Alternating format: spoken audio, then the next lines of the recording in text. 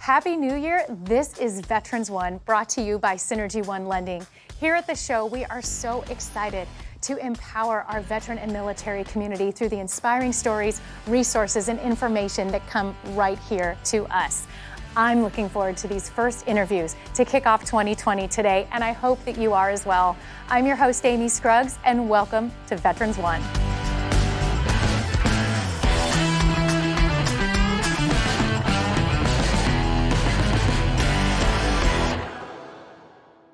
We have our inspiring story for you here that he actually made his national media debut on the David Letterman Show, which led him here to us at Veterans One, and we are so excited. I'm not Letterman, but I am Amy, and I am so excited to have you on. Hey, thanks for having me on. Thank you. All right, I want to talk about it a little bit. Tell me how you ended up on David Letterman, and let's talk about that experience. Okay. Well, Letterman was what I call the culmination of 4 years of volunteering, sometimes paying to work, working at minimum wage, just getting out there in the community. I didn't know what I was doing. I just knew that I enjoyed helping people, and veterans services and, that community was the first one. You were in the trenches. Yeah, really. they embraced me, and I'm like, oh, cool, I'll go help them. And one thing led to another. Once I started getting involved, just volunteering, and then one thing, I had a job. I started working, minimum wage just to get my feet wet. But during that time period, I lobbied in D.C. I got introduced legislation, on the Senate floor. I did all sorts of stuff. But Letterman was a direct result of just 4 years of out there grinding. Out there pounding the pavement. And just so our viewers know, you're a veteran, and you did 2 deployments, didn't you? Correct. I was a Marine Corps veteran, did 8 years. I did 2 deployments, once in 2004 and once in 2006. Wow, I encourage our viewers to watch the entire interview on Letterman because it's really fun and really great to watch. And it gives such a sense of your personality and who you are and your passion for that time serving. I want you to share a little bit of what you shared with him, though, on when you went in and the difference in your first deployment and your second deployment and what you figured out that you loved. What I loved the most was helping people. That was it. I did humanitarian aid, and I was giving all sorts of stuff to the people of Ramadi. And it was amazing to see what a simple soccer ball can do to a kid's day. And it was amazing to see what a bottle of water can do to a young mother's day. I mean, right. They're in a war zone, so something as simple as water can change their entire, not only their day, but their month, their week, their year. And I just really felt good doing that. And I didn't really care about the war. I just cared about helping those people. Well, and that's what I love about you, because here you were in a war zone, you are serving, you're overseas, and the assignment you're doing was actually creating such a fire and a passion in you, and you can see it. Right. It shows in you. So you weren't becoming hardened and callous for the environment you were in, you actually became more passionate. Right, and that's the motto of civil affairs is we care so you don't have to. And that was our job, was to win hearts and minds. And so I went out there to do a job, and I ended up finding a life purpose. So then you come out of the military now, and speaking of jobs, which is a lot what you talk about on that interview, now what? Exactly. So many talk about this. They step out of the military, you're like, oh great, I just had this entire life in this world and these experiences, now what? Right, and not only now what, but wait, what? And so what I mean by that is, so I'm doing all this humanitarian aid, millions of dollars in humanitarian aid. I even helped build an electrical grid, and I don't even know what I did, but apparently I did it well. Well, clearly you're here. You make it up, right? And so I applied for the job similar to what I did in the Marine Corps, and I was told I needed a master's degree. I need a degree, and I'm like, wait, I need a degree to do the job that I already did, but that's just how it is, right? So I went to go get my degree, and one of the things I learned on Letterman, and this is my message today, is I was 0 for 80. I was in my senior year. I was about to graduate that same week that I appeared, right? And I had 80 applications out there, no jobs, right? And not only that, but 2 callbacks, and they were both things but no things. And so I go on Letterman. All of a sudden, I have 500 job offers across the nation. Power media, right? Right, the power media. So if you ever need a career change, go on late night TV, and they'll hook you right on up. But in my career now as a veterans counselor, I had to reverse engineer that. Like, what was the main point here? Right. And you hear about that term, it's not about what you know to you know, right? Now, the problem with that is the internet, social media itself has made it easier than ever to get to know people, right? It's easy. We know who Jeff Bezos is. We know who Mark Zuckerberg is. We know who Bill Gates is, right? But the thing is, like, how much different would your life be especially as with your performance career, if you can call Mark Zuckerberg, right? Oh, yeah, it could be completely different. Completely different. I might be able to up my viewership a little bit more than my daughter's cat. Way more than your daughter, at least by like 10 followers, right? But what I learned is that it's not what you know, it's who you know thing is a little misleading and doesn't give you the entire picture. It's about who knows you. Yes. Right? You got to add that. Now, one of the things I have a problem with is how hiring is done. So many people have to go through multiple job interviews, and it takes months to get onboarded. And to the company's defense, they have to take all the risk.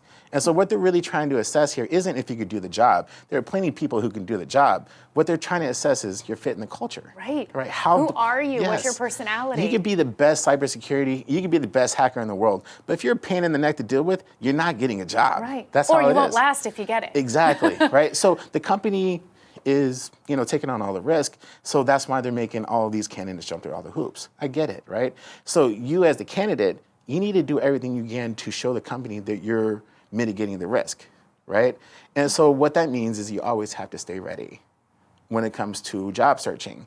LinkedIn has made that easier than ever. That's one of my biggest messages. As we're heading in 2020, what we see is that one of the top New Year's resolutions is to find a new job. Right. Right? It's in the top 10. So what do you got to do? If you want to apply, you can, but on average, a corporate opening attracts about 125 applicants. Wow. Right? So if you were just to apply for that job, your chances of getting on that job is less than half a percentage point. The San Diego Chargers have a better chance to win in Super Bowl, or just as good a chance, right? And they're at 0, right? So applying for a job just isn't going to work. Or you have to apply to so many that you just hope you get lucky, right? And so what you want to do is, one, put your name out there. We work in a building, this studios is full of real estate agents. They know this, right? They know they need to get their name out there. And so that same message real estate agents do is something that everyone needs to do. They need to get out there. Right. And so people need to know you. And the best way to do that, one, build your profile and show you're worth getting to know. Right. But also assess what your skill set is. See what's out there. What skill sets do you need to do? Right? No one's going to give you anything, but you have to go out there and get it. But in the age of the internet, it's easier than ever to go out there and get it. Right. And so you will get exactly what you put into it. Well, and one thing that I love about you, and it's something that I've even tried to teach my own kids, so much of your visibility and what got you to being in front of media was how much you were out there giving and volunteering and serving. Right. And I always advise people, go out and give and serve and put yourself in a place that you can give back to, and then people are going to know who you are. Exactly. Which could open up doors into what you want to be doing. And what I tell people is don't be afraid to take risk. Right? And what am I asking you to take a risk on? I'm asking you to take a risk on yourself. Right. Do you believe in yourself or not? And if you do, what's the risk? Well, there is no risk. If you're already here and you Right. take a risk and nothing happens, you're still where you were. But if something does happen, now you've gone forward. Right. There's And- no backwards. There's and only this staying the same or moving forward. And that goes back to a study that was done by Gallup in 2017. 75% of the American workforce is unhappy at work. They're actively disengaged at work. There's a lot of people in this country who hate going to their jobs. I think that's sad. And It is. I know some of us have to do what we got to do, and I understand that. But for most of us, we're making a choice to go be sad. Right. So if you know what you need to do and you don't do it, you're choosing this. But if you know what you need to do and you go do it, you deserve whatever comes next. I love how you're helping so many others. And going forward, I know that, can our viewers reach out to you? Is there ways that you're still out there and helping with all of these great lessons that you've learned? So I'm about that life. Find me on LinkedIn, Moses Maddox. Connect with me. If you want me to take a look at your profile, I'll be more than happy to. But also, viewers, connect with someone in the community. Just make a connection. Yeah. And what I mean by making connection is not just press connect. Interact, talk, ask questions, right? Just be active. And if you want to start with me, I'll be more than happy to help out. Well, we are so excited that we got to connect with you here today. And I hope that everybody's empowered and realizes, take the risk, get out there, make those changes, meet people, get connected, and go really make a difference out in the community. And you're a perfect example of that. Thank you, Moses, for inspiring us today. Thanks for having me on. We'll be right back with more Veterans One.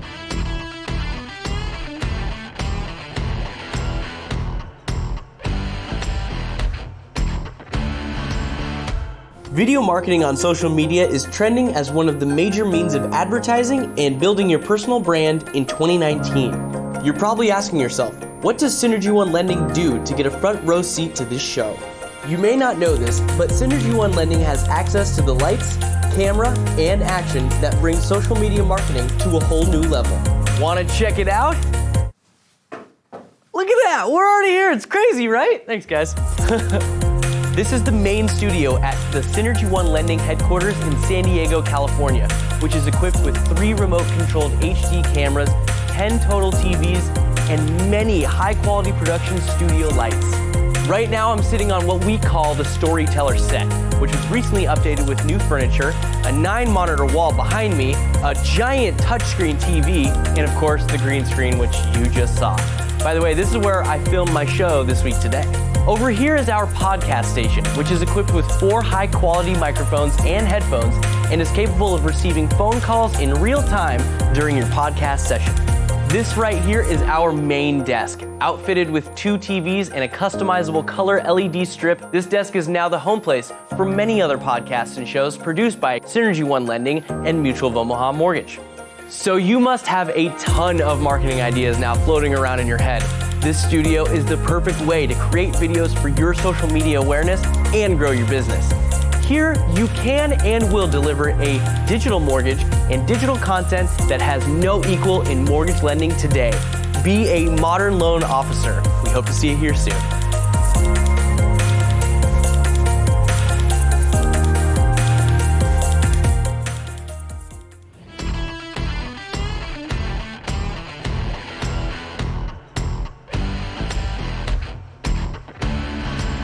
If you live in the San Diego community and probably the outskirts of, you have either at least heard of Mount Soledad or you have been there to visit. But we have the Vice President, Kendro, with us today to share more details that maybe you didn't know about this incredible memorial. Thank you so much for being with us today. Hey, good morning. Well, first I want to ask about your background. I would love our viewers, we're going to talk about Mount Soledad quite a bit, but I want to hear more about your career in the military and as a pilot. Well, it really feeds into what I love about the memorial as well. So I'm a 20-year Marine Corps veteran. Thank you. No, it's all good.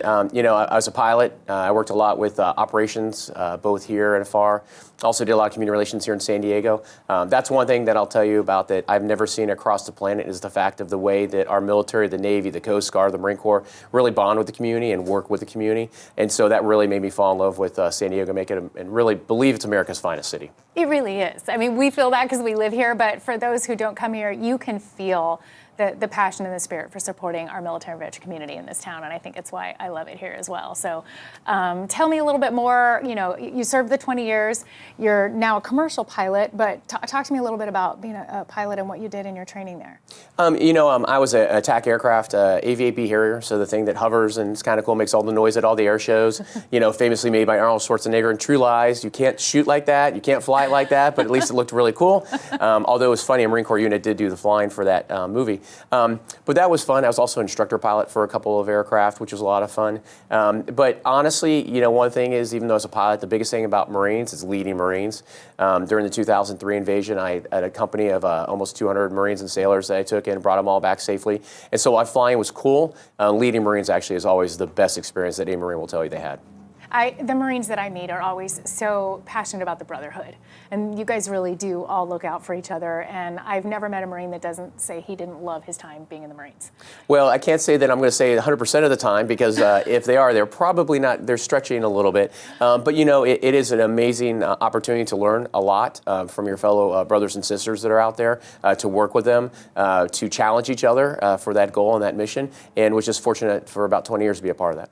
Well, now, after being a part of it, you love giving back to the community, and I know you're doing a lot. And as Vice President of Mount Soledad, I want to touch on that. How did you transition from, you know, stepping out, now you're a commercial pilot, to now what you're doing for the memorial? And let's talk about the memorial. So one thing is, you know, the military is really good about leadership. We have both good leaders and bad leaders, but we're not really good about mentorship. When I got out of the Marine Corps, about the time I was getting out of the Marine Corps, I really found some awesome mentors that were out there. People like Eve Nasby was running around here. A guy named Neil O'Connell brought me on the board at Mount Soledad, and was just very fortunate that he said, hey, I know you got all this energy, bring in some youngsters to come in there and help get the place going. And I used to do a lot of event leading, so it was very beneficial to help out with events at Mount Soledad. And so that's how I got brought in there. Late 2014, early 2015 timeframe is when I came onto the board. So people who haven't been there or have only visited that don't fully understand, I know there's a lot of incredible facts and history about Mount Soledad. I want to touch on that a little bit. It goes all the way back to what war? How far back does this memorial go? So we actually have plaques covering everybody up to from the Revolutionary War up into the current conflicts on terrorism as well. But you know, one thing, the first thing I'll say is every time we do a large event, if it's Memorial Day, if it's Veterans Day, Mark Bailey, who's just an amazing servant leader, he has people raise their hands. Who's never been to the memorial before? And we'll still see about a third of the crowd will say they've never been up there before. Oh, I think and that's I tell great. people constantly, I'm like, there's two ways to see San Diego. One is from Mount Soledad and looking over the Pacific Ocean. You can see all the way up to Catalina Island. You can see down to Mexico. And the other way is in an airplane with me flying biplanes sometimes. That's a whole separate story. But that's the first thing is it's amazing how many people that I've known that have lived here for decades have never been up there before. And, you know, if it's for the beautiful sights, if it's to see the plaque that are up there, the plaques that are up there, almost 5,200 plaques that are up there right now. That's incredible. We've got docents up there that are really ready to tell you about a story and the history about the different plaques, about the memorial. It's just easy any day of the week to go up there and just take in a beautiful sunrise, sunset, and just enjoy everything that's there. One of the facts that I love that it's not just a memorial for just the fallen. There are a lot of plaques up there that are veterans that are still living and able to go up and see their own plaque. That's true. We're the only memorial in the United States that's both honoring living and deceased. And so it's pretty amazing. The family can get one for their loved one. We do something called a Veterans Honor Ceremony. So what they'll do is they either surprise them or they can bring them up. And we'll have an entire ceremony about the plaque. We'll have some of our trustees up there. We'll do a little presentation for them. And, you know, we've had it where it's been a singular person. We've also had it where it might have been an entire squadron or entire association that's been up there. But it's amazing. The number of presidents are up there. I think we're like in 7 or 8 presidents now. The number of Medal of Honor winners. Audie Murphy, the most decorated Army soldiers up there. What the two newest plaques that we've had for our Memorial and Veterans Day event this year was Senior Chief Petty Officer Kenton Stacy. It was an amazing story about how many missions he did, and unfortunately was then severely wounded. And we were able to honor just not him, but him and his family. In the city of San Diego for Veterans Day, actually had it as Kenton and Lindsay Stacy Day as a proclamation, which I thought was very good to honor the spouses as well and the families. In Memorial Day, we had Dory Miller. Who was the first African-American sailor to win the Navy Cross. And there's still efforts out in the community right now to raise that to a Medal of Honor. And so it's been pretty cool to be a part of not just doing it here locally, but we're also working nationally to help out with Dory Miller's and his family's efforts to change it to a Medal of Honor. So if our viewers are interested in saying, wait, I want to, get my loved one to have a plaque there, what is it you guys are looking for, and how do you guys decide who gets a plaque and how that works? You know, it's interesting because one of the things is people are like, well, it has to be a hero. It has to be somebody who did something valiant. Right. It has to be somebody that just honorably served. If they're today, or if it's today, or if it was in the past, and whatever it was. If they're living or they're deceased. And it's so easy because all I have to do is go to soledadmemorial.com. You search that in your website, and it comes up. They contact the office. They get either a DD-214, which is evidence that they served, or maybe they get some pictures, or they get some other stuff or some data. Because a lot of time people are like, I don't have that DD-214. I don't know how to do this. Just give us what the facts are. Give us a name. We can probably research it for you to help you out. And then we help put a plaque together for you. And then the family's like, hey, it looks great. And then put it up there on the memorial. That is so awesome, because there probably are families that, I don't know how to do that, or how do I find it? And here you guys are saying, hey, we're going to help you. Yeah. And I don't think that everybody realizes that this is almost, I want to say, a living and breathing memorial with real people behind it saying, we're really here to support you and being a part of this. And on the flip side, it is the people that support and fund this, am I right? Yeah, there's a number of, we have some major donors, which we're absolutely fabulous about, because honestly, the memorial would not be able to be up there without them helping us. But yes, the plaques are a major portion of what we have to do to support the place. We've got placement right now for the current design for about 1,200 plaques left, and then we'll try to see if we can put some more walls in there. No, we just encourage people to come up and take a look, and then be like, you know what, I really like my father or my mother or my sister or brother to be up here, or couples. We've got couples that are up there as well that both served. Like my wife served in the Navy, I was in the Marine Corps. So or my grandfather was in the Navy. There's a whole thing. You get your family together somehow. It's just very easy, and whatever people want to do, we're here to help them to honor their loved ones. I love it. It's such great information, and I don't think that a lot of our viewers maybe are aware of these beautiful details. And how else can we as a community support keeping Mount Soledad growing and continuing on. I want you to come visit. That's all I want you to do. I just want to come up there. I mean, if you have to run from, like I used to run from Pacific Beach and run to the top of the hill and be like, wow, that was awesome, or bike up it, or drive up it, whatever you want to do, just come in and see us. I think that's one of the things, again, I just get surprised sometimes how many people in San Diego have never been up there. You probably don't want to do it during rush hour, try to avoid the traffic in La Jolla. But you know what? There's so much opportunities to come on a weekend, sunset, sunrise. I mean, clear days, like it's a beautiful day in sunny San Diego. And anytime, it's just come up there and just enjoy the monument, enjoy the memorial, enjoy the scenery, maybe listen to some tales, Right. and everybody's moved that goes up there. Oh, it's fantastic. Thank you so much for your service in the military for us, and then now your service to this incredible piece of history that is still ongoing, and we really appreciate you being with us today. Thanks much. So you heard from Phil. Make sure you go visit Mount Soledad. If you're coming into San Diego to visit, put it on your top list. If you already live here, go regularly. Go honor those. We'll be right back.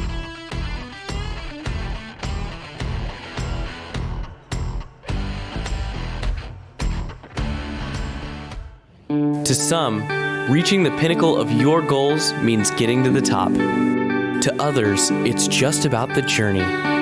It can take you to places that redefine what's possible. And getting up every morning is a new opportunity for you to grow. It's a beautiful thing when a career and a passion come together. At Synergy One Lending, that's what we're all about. Synergy One, a lender committed to speed, ease, and expertise.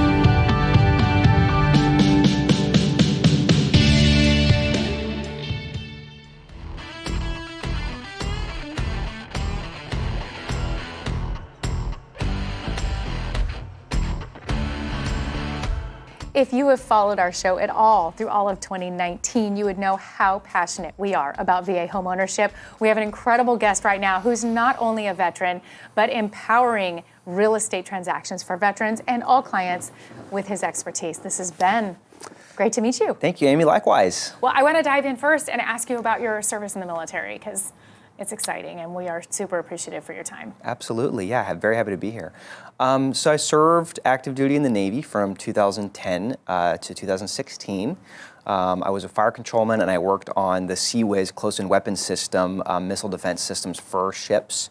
And man, it was a great time. That's the cool job that like kids always want to hear about. You could go speak at the schools and they all want to hear about what you did. Yeah, it sounds cool to talk about, but any enlisted person in the Navy knows that we're full-time janitors, part-time, our actual job that we actually do. We do a lot of cleaning and maintenance. So the vast majority of the job is not super glamorous. It's still all good work that needs to be done, but occasionally I got to shoot my gun and that part was fun. Well, and you clearly loved it enough that you're back in the reserves. Yes, I love the military and I love my time in, and it helped me grow tremendously as a person. It helped me get to where I am, but I wasn't quite ready to leave it 100%, so I stayed in the reserves. So somehow you've served, you're now in the reserves, and now you're over here in real estate. Let's talk about that transition, because I know transitioning when you get out of the military is a big deal. A lot of veterans, great, now what? So talk to me about how you ended up choosing real estate. You know, in the military, you have a lot of downtime to, in between ops and missions and watches and stuff. You have time to think about what your move's going to be when you do escape, when you finally can get out of active duty. I read a lot of books. I listened to a ton of podcasts and audiobooks about business and real estate and personal growth and leadership. And before I joined the Navy, I actually had 4 companies in Denver. I had got bit by the entrepreneurial bug when I was very young, and I had some companies and that didn't work out, and I ended up joining the Navy.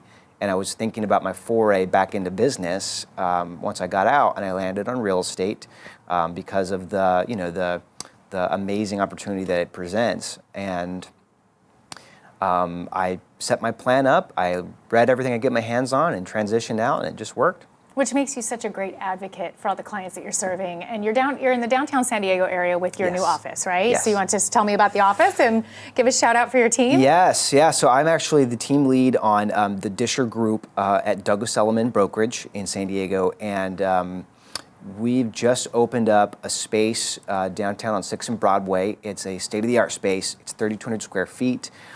We have space for 30 agents. We have a full-blown, you'd love this, Amy, we have a full-blown green screen multimedia room that's all painted green. We have a sleep pod, a Metro Nap sleep recovery pod. I would like that just as much. Yes, me too. We've got a full coffee bar with espresso, cold brew, drip coffee. We've got our own brand of tequila that we had made with a full bar in there. We've got sit-stand desks. We've got an amazing lounge. When you first walk in, you feel like you're at a high-end hotel. Oh, wow. And we're really excited to bring this to the marketplace, to the agents. Well, yeah, that's going to attract the agents and the clients. They're going to be comfortable when they come in to visit and talk about their home ownership. With the office was to make it to have a place for their agents feel like they don't want to leave, or like they just can't wait to get to work, like a Disneyland for agents was what we had it made. And so the clients just naturally just love it anyway, because it's just such a fun space to come to and enjoy. So. Oh, I love that. Well, let's talk about your clients a little bit. Sure. And I know that you, of course, love working with veteran clients. Yes. Let's talk about what are some of the obstacles that you see or misconceptions that you hear when they're talking about VA ownership. Great question. And I am really a huge advocate for the VA loan and military service members using the loan. And one of the biggest things, I do a lot of VA. I work mostly with VA buyers. I do a lot of VA buyers. And one of the biggest misconceptions is the barrier to entry to the product. A lot of people get it in their heads that buying this house is some big crazy ordeal. It's this big thing. There's a lot of horror stories out there from aunts and uncles and family members telling people not to do it. Right, they're asking all the wrong people. They're asking all the wrong people, and people get home ownership built up to be this big monstrous thing in their head, and it's not. So it's negative self-talk around home ownership itself that stops most people. They think, I can't buy a house. I don't want to buy a house. Like, oh my God, I can't, $500,000, I can't, that's insane. They get caught up on the amount instead of focusing on the point of it, which is the leverage that you can enjoy. And all the incredible resources of the VA loan that allows them to do it. It's the best No different than product. renting someplace and saving up that first and last and all the paperwork for a leasing company. I mean, you know, apples to apples, it's not much different at this point. So correct. I'm so glad you brought that up. It's about the same in terms of deposit, inspection fees like that. It's going to cost you about the same in terms of money's output initially to rent than it will to buy. And you're going to reap so much more. I mean, it's incomparable. I mean, we say it in here over and over, and I'm so glad to hear you sharing the message and from your perspective. And I hope that our viewers that are watching this and maybe share this, because there is that misconception, and I hear it. Even, you know, in my surroundings, I hear the same thing. And the more we can get the word out there that this really is an incredible product, an incredible way to empower them, because then you're starting their entrepreneurial spirit with that, because now they're homeowners. Now they have an asset. Well, now they have something in their life that's going to be, if they stick with it, it's going to pay dividends far into the future for their life, and all they have to do is make their same housing payment that they were going to make anyway. I mean, it's a huge no-brainer. So, yeah, I mean, I'm really passionate about making sure that people know about it and get the word out. And then you can also help them with that transition, and what a great advisor you are for even helping them, advise them on their careers and transitioning out of the military. What's your moment that you love the most when you're dealing with the VA buyer? My favorite thing about, and this is VA buyers, and I mean anyone who's purchasing a piece of real estate or selling one, my favorite moment is when we sit down to talk, or we go to the conference room, and I explain the process to them. I go through everything step by step. I show them how easy it's going to be, and I've answered their questions. My favorite moment, and I can see it physically when it happens. I can see them. They'll go, okay. They'll take a deep breath, and they'll have that relief. Like, okay, Ben's got me. He's got my back. Like you see the weight come off of their shoulders. Like when you can see that light bulb moment when they get it, and when you turn this monstrous, thing into a simple to understand process that's easy. And that's actually not hard. And when you see them make that mental transition, that's my favorite moment. I can imagine you're probably like, yes, we did it. Yes. Okay, they get it. Yes. Now let's go. Let's well, get it just you on the plan. validates my career. It's like I love showing people like it is easy, it is fun, it's going to help you, and I know what that benefit's going to do for them for their life. That just makes me so happy, and I love knowing that we have professionals like you out there making a difference and really doing it for the right reasons Thank and you. from the heart, the way that you are. So I hope that our viewers reach out to get more information, ask you questions, just get all the details that they need, and don't wait, because there is never the wrong time to dive in and finally be a homeowner. Correct. So thank you so much, Ben, for being with us Thank you, today. and my pleasure. Look forward to having you back with some updates. That'd be great. We'll be right back with more Veterans One.